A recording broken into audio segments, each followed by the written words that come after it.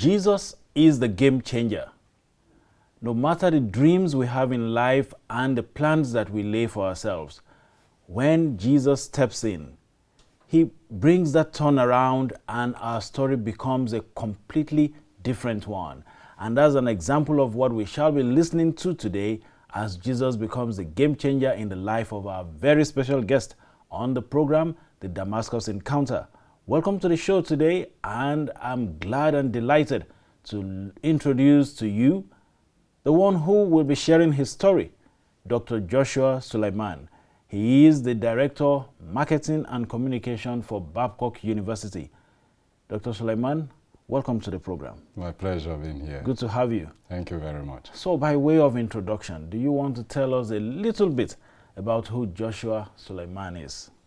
Yes, my name is Joshua Suleiman. I'm from Edo State. My father, he's late. All right. My mother from Kogi State, she's late.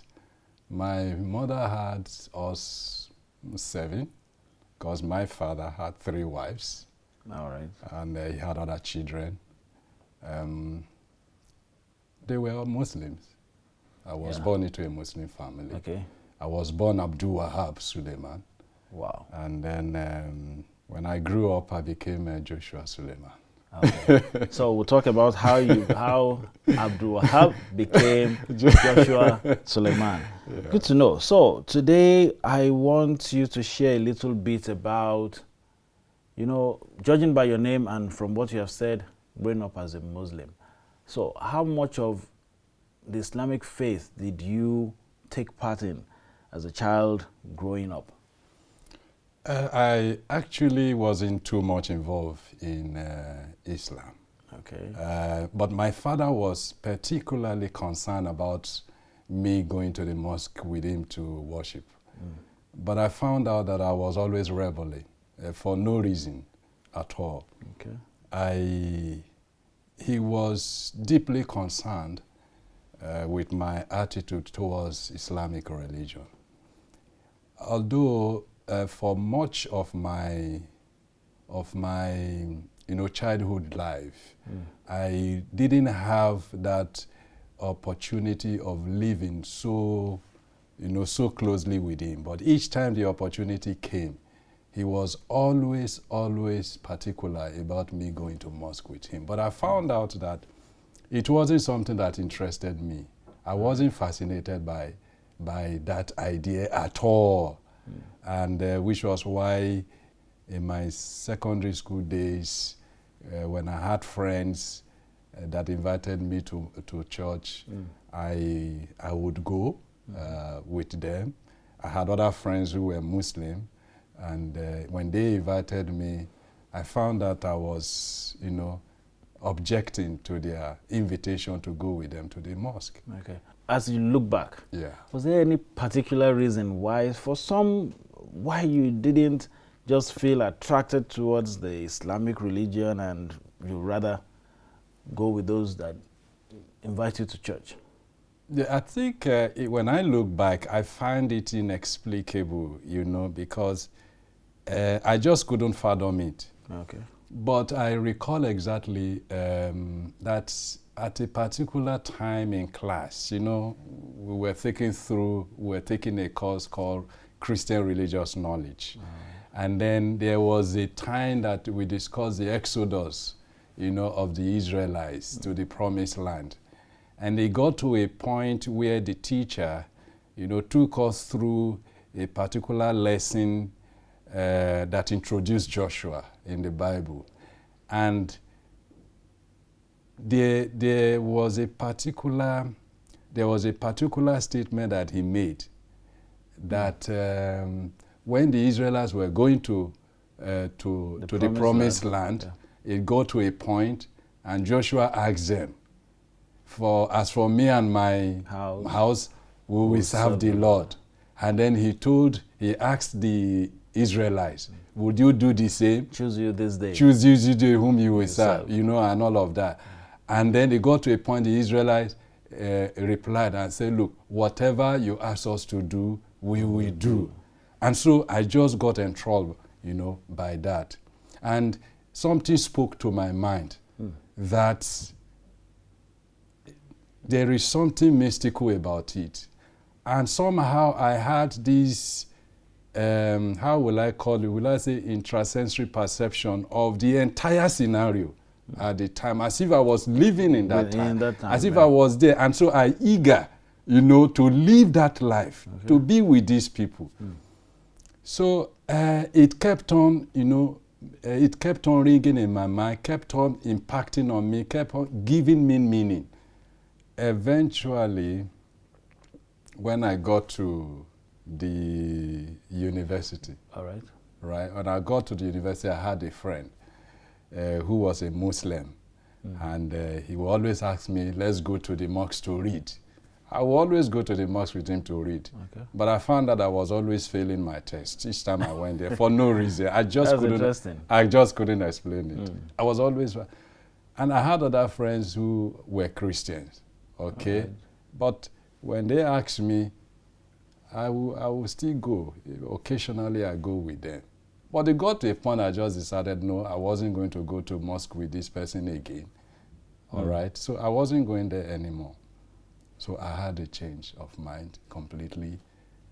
However, after I left secondary school, after my university, came to Lagos, and work took me to Abuja. So it was in Abuja that I had an experience. I had an encounter. Okay, so we'll come to talk about that experience that you had in Abuja. All the while, you were not particularly attached to any church. You would just go with friends when they ask you, let's go to church. And then, so through university days, you stopped going to the mosque to read, and then you will go to church once in a while with your friends. So the Abuja encounter, what particularly happened in Abuja? Yes. Abuja is the Federal Capital Territory. Yes, it is the Federal Capital Territory. Yes. And shortly before I go, let me just, as a lead to my Abuja experience. Okay. Because when I got to Lagos, before I went to Abuja, I had friends, one of whom was a pastor, I had one of them was a pastor in Lagos. And as I said, we just met me, and then he decided to be involved in evangelism and invited me. And so we were doing evangelism. As I said, I was just a novice. I didn't know anything about Christianity, except for those occasional that I go to people. So and all of that. Eventually, that evangelism seed, grew to becoming a church. But I now left Lagos for Abuja now. It was even as I said at that time, the idea of even going to church on Sunday was something strange. Yes, it was strange, and somehow I found it unreasonable. So when I now got to Abuja, I was sitting in front of my house, and I saw people sharing tracts. So one of them came over to me and then gave me a tract. I read through it. He talked about, 7-day Sabbath and all of that. The day of worship, yes, day of worship. I read through, and he asked me if he had questions, and I said no question. So he decided to invite me to a program that was going to begin in that community, my vicinity, which was called Revelation Seminar. Oh, interesting. So I volunteered. Because I had nothing doing at the time. So I decided to go there in the evening. And I got there. The very first lecture that was treated had to do with day of worship. And it was, which day is the seventh day of the week? And so there were answers. First is Sunday, seventh day. And so they took us through, the moderator, had to take us, step by step through the scriptures. And then it got to a point that it became extremely, clear, very obvious to everyone, particularly to me, that it is Saturday. Saturday is the Sabbath. That is the Sabbath. That's not just the Sabbath, the seventh day of the week. Not Sunday. And for me at that point in time, it was as if I had transcended. It was as if something. A kind of fulfillment. There was that internal peace, satisfaction, fulfillment.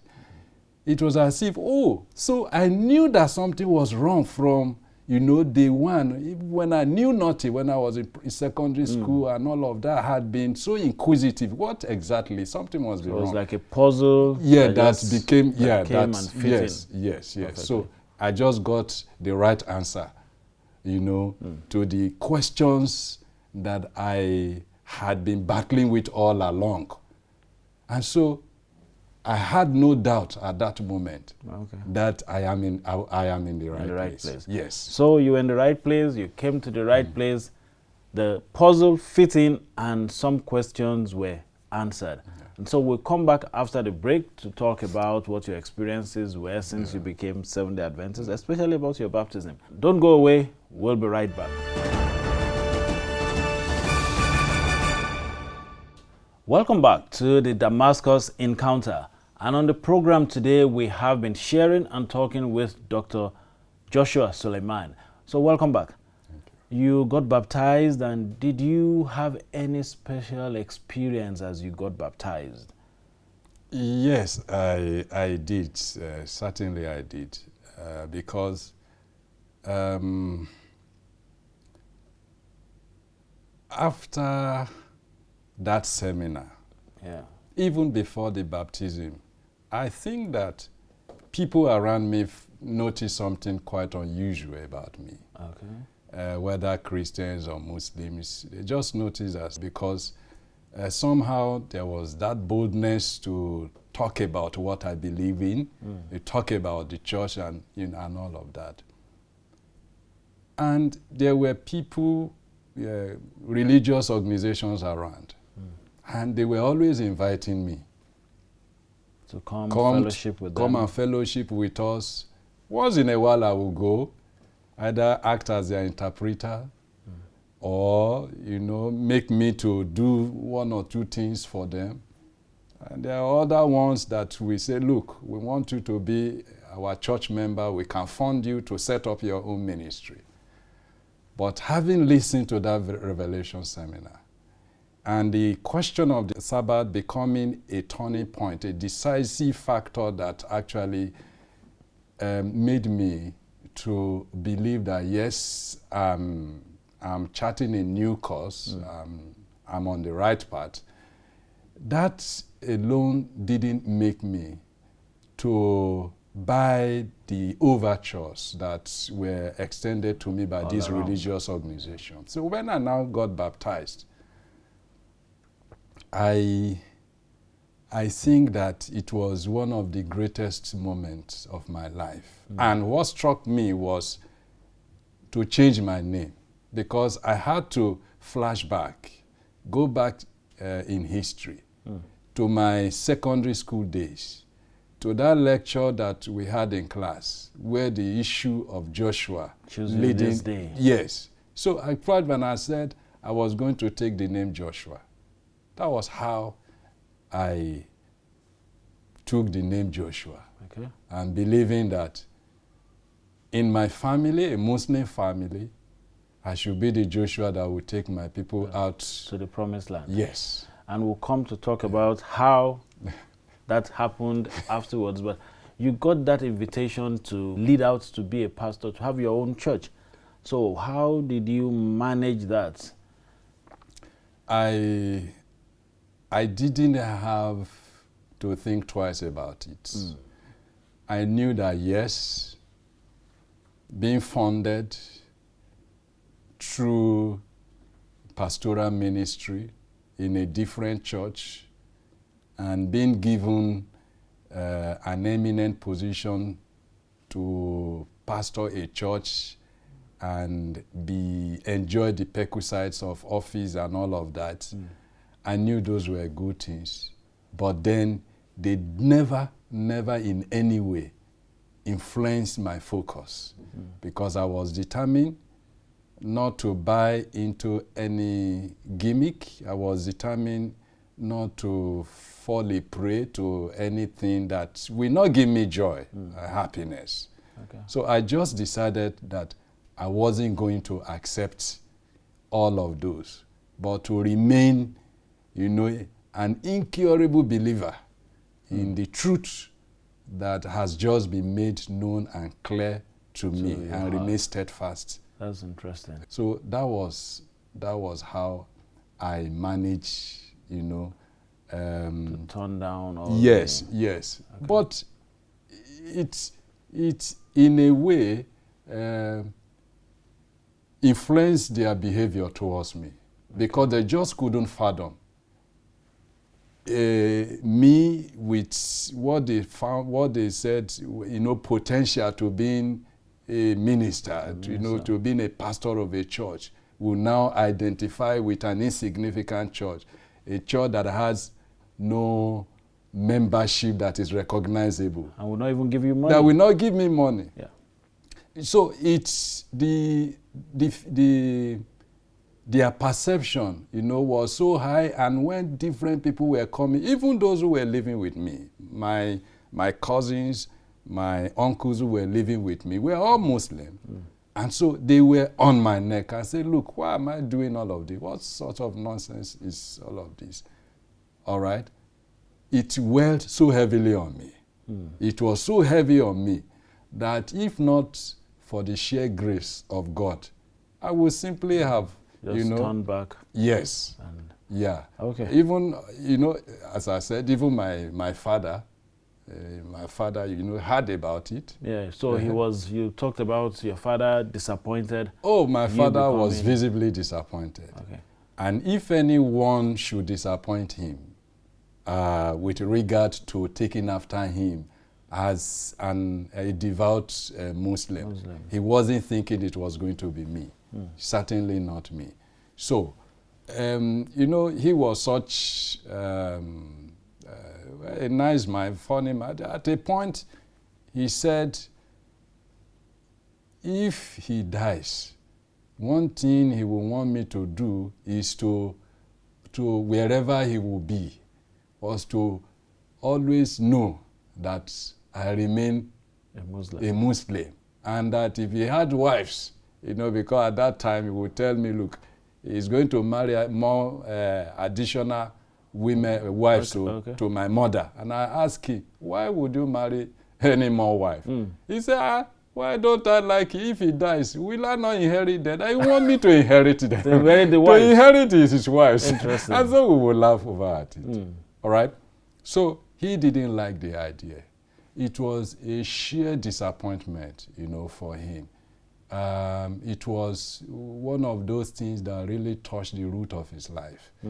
But somehow, because of that love that a father has for a child, so he was able to somehow, will I say, pardon, was somehow, but he wasn't really happy. He wasn't happy, but he looked away from it. Yes, he really didn't feel that. But then you ended up being that Joshua, and somehow your siblings started gravitating and moving away. You want to talk a little bit about that? Yes. So after I became baptized,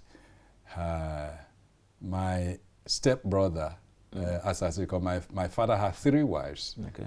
My mother being the senior. By my mother, we were 7. Then 1 from the second wife, 4 from the third wife. Yeah. So my stepbrother, the only one from the second wife, learned about me giving my life to Christ, decided to also give his life also become Christian. To Christ. So he became a Christian. Today he's a pastor. He's a pastor in another church.